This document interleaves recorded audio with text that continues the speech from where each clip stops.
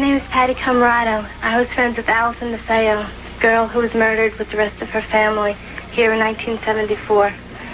This I'm going to show you is the mysterious red room that's so noted for in the book. This door, which they say was never here, was here, is here, always will be here, I suppose. This is the red room. Nothing more than a storage area where Allison and her brothers and I used to keep toys. Just red, you know. There's never any feeling of spirit presence or ghosts or any sort of thing like that. It's just a play area. Used to keep toys. Nothing more than that. तो ये कहानी है Amityville नाम के रहस्यमय haunted घर की, जिसे न सिर्फ वहाँ रहने वालों ने महसूस किया बल्कि दुनिया भर के लोगों ने इस डरावनी कहानी को महसूस किया। एमिटीविल का घर अपने भयानक इतिहास और अनएक्सप्लेन्ड इवेंट्स और स्पाइन चिलिंग हॉन्टेंस के लिए जाना जाता है। लेकिन क्या ये सब सच था? आखिर क्या हुआ था उस घर में? ऐसे क्या इवेंट्स हुए थे उस घर में जिसे रिवील करना अभी भी बाकी है? तो दोस्तों, रहस्यों से भरी इस कहानी में आपका स्वागत है। तो ये कहानी शुरू होती है अमेटिविल, न्यूयॉर्क के एक शांत एरिया से, जहाँ एक सुंदर डच कॉलोनियल स्टाइल का घर था जो कि 112 ओशन एवेन्यू पर स्थित था। ये घर डेफियो फैमिली का था। बाहरी तौर पर ये एक नॉर्मल फैमिली थी, लेकिन उनके घर के अंदर ही अंदर कुछ ऐसी घटनाएं चल रही थीं जिसका किसी को भी अंदाज़ा नहीं था। डेफियो फैमिली में रोनाल्ड डेफियो सीनियर, उनकी वाइफ लुइस और उनके 5 बच्चे रहते थे।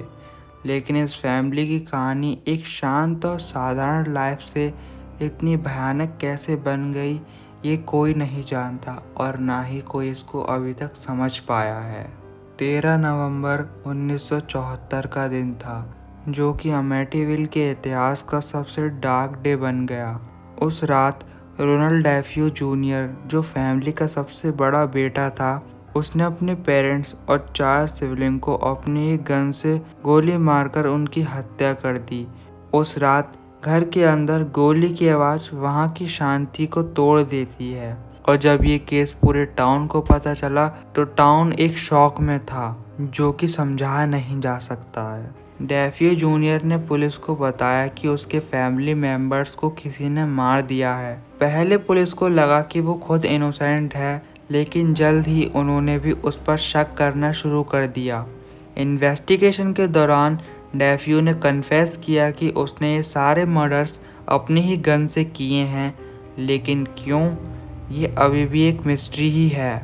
डेफियो ने कहा कि उसने अपनी फैमिली को इसलिए मारा क्योंकि उसके अंदर कोई आवाज़ थी जो उसे ये करने के लिए फोर्स कर रही थी। ये आवाज़ें क्या थीं और ये क्या सब सच था, या फिर डेफियो ने अपने क्राइम को कवर करने के लिए एक एक्सक्यूज़ बनाया था, ये अभी तक मिस्ट्री ही है और ना ही इसके बारे में किसी और को पता है। अगर मैं अपनी थ्योरी की बात करूं तो मेरी थ्योरी तो ये कहती है कि डेफियो मेंटली अनस्टेबल था, इसलिए उसको वो आवाज़ें सुनाई दे रही थी उसके हेड में। डेफियो फैमिली के ब्रूटल मर्डर के बाद ये घर कुछ महीनों तक खाली पड़ा रहा, लेकिन दिसंबर 1975 में लुट्स फैमिली ने ये घर खरीदा और वहाँ शिफ्ट हो गई। जॉर्ज लुट्स, उनकी वाइफ कैथी और उनके 3 बच्चे अमेटिविल के खौफनाक घर में रहने आए। और इसके बाद कुछ और ऐसी खौफनाक घटनाएं घटती हैं जो कि तुम्हें चौंका देंगी। शुरुआत में लुट्स फैमिली को ये घर एक ड्रीम होम लगा, क्योंकि उनको इतना बड़ा घर बहुत ही कम दामों पर मिल गया था। लेकिन जल्द ही उन्होंने वहाँ कुछ अजीब और हॉरिफाइंग एक्सपीरियंसेस को महसूस किया। जॉर्ज कहते हैं कि उन्होंने घर में टेम्परेचर का अचानक से गिर जाना महसूस किया और उन्हें घंटियों की आवाज़ सुनाई देने लगी। उन्होंने बताया कि कभी कभी उनको डेमोनिक फेस दिखाई देता है और घर के हर कोने में एक अजीब सी प्रेजेंस महसूस होती है। इस घर में उन्होंने बहुत सी अनएक्सप्लेनेबल चीज़ों को महसूस किया, जैसे कि दीवारों से खून टपकता दिखाई देना, एक ब्लैक स्माइल का अपीयर होना और इवन उनके पेट डॉग का कुछ अजीब तरीके से बिहेव करना। एक रात कैथी ने बताया कि उन्होंने अपने बेड पे खुद को हवा में लटके हुए महसूस किया। ये सब एक्सपीरियंसेस इतने टेरिफाइंग थे कि लुट्स फैमिली सिर्फ 28 दिन के बाद ही उस घर को छोड़कर चली जाती है वहाँ से। लुट्स फैमिली के वहाँ से निकल जाने के बाद ये घर एक सेंसेशन बन गया।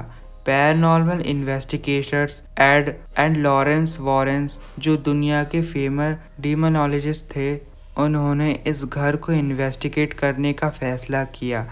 एड और लॉरेन ने कहा कि ये घर एक डेमोनिक प्रेजेंस से भर चुका था और वो स्पिरिट्स वहाँ रहने वाले लोगों को हार्म कर रही थीं। एड एंड लॉरेन वॉरेन की इन्वेस्टिगेशन के दौरान कुछ डिस्टर्बिंग एविडेंस सामने आए। उन्होंने वहाँ EVP electronic voice phenomena record किया और उन्हें एक वहाँ फ़ोटो मिला जिसमें एक छोटी बच्ची का चेहरा दिखाई दे रहा था जो डेफ्यू फैमिली की किसी बच्ची से रिजेंबल करता था। इस फोटो और एविडेंस ने इस केस को और भी ज़्यादा हॉन्टिंग बना दिया। लेकिन अब तक लोगों के दिमाग में एक ही सवाल था, क्या ये सब सच था? लुट्स फैमिली के हॉरिफाइंग एक्सपीरियंसेस के बाद ये कहानी मीडिया में स्प्रेड होने लगी। 1977 में जे एंडरसन ने एमिटीविल हॉरर नाम की बुक लिखी जो लुट्स फैमिली की एक्सपीरियंस पे बेस्ड थी। ये बुक एक ओवरनाइट सक्सेस बन गई और इसके साथ ही अमेटिविल घर एक ग्लोबल फिनोमिनन बन गया। 1979 में द अमेटिविल हॉरर पर एक मूवी भी बनी जिसमें घर के हॉरिफाइंग इंसिडेंट्स को ड्रामेटाइज करके दिखाया गया। ये मूवी भी सुपर हिट हुई और अमेटिविल हॉरर को और भी ज़्यादा हाइप मिलने लगी। लेकिन इस सब के बीच कुछ लोग इस स्टोरी को होक्स मानते थे, जिससे इस स्टोरी की ऑथेंटिसिटी पर सवाल उठने लगे।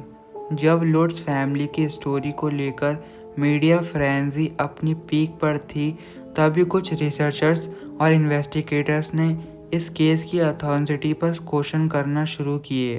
कुछ लोकल रेजिडेंट्स और पुलिस ऑफिसर ने ये क्लेम किया कि लुट्स फैमिली ने अपने फाइनेंशियल प्रॉब्लम्स को सॉल्व करने के लिए ये एक पूरी स्टोरी खुद से ही बनाई है। विलियम वेवर, जो डेफ्यू जूनियर का लॉयर था, उन्होंने क्लेम किया कि उसने लुट्स फैमिली के साथ मिलकर ये स्टोरी बनाई थी क्योंकि डेफ्यू जूनियर के केस में इंसेनिटी पील को सपोर्ट किया जा सके। इस खुलासे ने पूरे केस को और भी ज़्यादा कंट्रोवर्शियल बना दिया।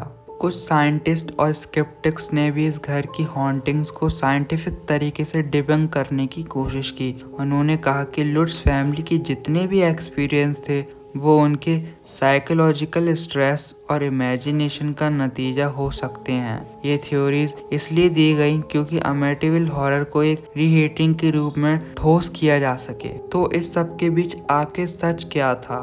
क्या अमेटिविल हॉरर सच में एक पैरानॉर्मल इवेंट था या फिर सिर्फ ये एक केयरफुली क्राफ्टेड होक्स था? एक्सपर्ट्स के एनालिसिस और इन्वेस्टिगेशन के बाद ये सामने आया कि अमेटिविल की हॉरर स्टोरी में कुछ एलिमेंट्स बनाए गए थे। लुट्स फैमिली के एक्सपीरियंस और एड एंड लॉरेन वॉरेन की एविडेंस के अलावा किसी ने भी इस घर में पैरानॉर्मल एक्टिविटी को विटनेस नहीं किया। लेकिन इस घर की मर्डर्स की रियलिटी अब तक वही है कि डेफ्यू जूनियर ने अपने पूरे परिवार का कत्ल कर दिया था और ये सच है। लेकिन कुछ चीज़ें ऐसी भी थीं जो अब तक अनएक्सप्लेन्ड हैं। अमेटिविल हॉरर शायद एक ऐसी ही कहानी है जो सच और फिक्शन के बीच में है, लेकिन एक बात तो क्लियर है, ये स्टोरी लोगों के दिल और दिमाग में हमेशा के लिए छपी रहेगी। आज अमेटिविल का घर एक टूरिस्ट अट्रैक्शन बन चुका है, लेकिन साथ ही जुड़ी स्टोरीज इस जगह को और भी लेजेंडरी स्टेटस दे देती हैं। इस घर ने हॉरर जनरा में अपना एक ऐसा इम्पैक्ट छोड़ा है जिसे लोग आज भी अपने अंदर महसूस करते हैं। लोग इस घर को देखने के लिए दूर दूर से आते हैं, लेकिन जो सच्चाई वहाँ छुपी हुई है वो सिर्फ स्पेकुलेशन का हिस्सा ही बन के रह गई हैं। ये कहानी ना सिर्फ एक क्राइम और हॉरर स्टोरी है, लेकिन ये इस बात का भी रिमाइंडर है कि हमारे माइंड में क्या क्या चीज़ें चल सकती हैं। क्या ये सब कुछ हमारे माइंड की इमेजिनेशन का नतीजा था? या फिर कुछ ऐसी फोर्सेस थी जो इंसानों की समझ के परे है। जो भी सच हो, अमेटिविल हॉरर ने अपनी एक परमानेंट जगह बनाई है world's most famous unsolved mysteries में। कुछ लोग इसे रियल लाइफ हॉन्टिंग मानते हैं तो कुछ लोग सिर्फ इसे एक होक्स समझते हैं। लेकिन एक बात तो क्लियर है, अमेटिविल के इस घर ने अपनी कहानियों से दुनिया भर को एक ऐसा फेस दिखाया है जो किसी को भी डराने पर मजबूर कर दे। क्या ये केस कभी सॉल्व हो पाएगा? क्या सच्चाई कभी सामने आ पाएगी?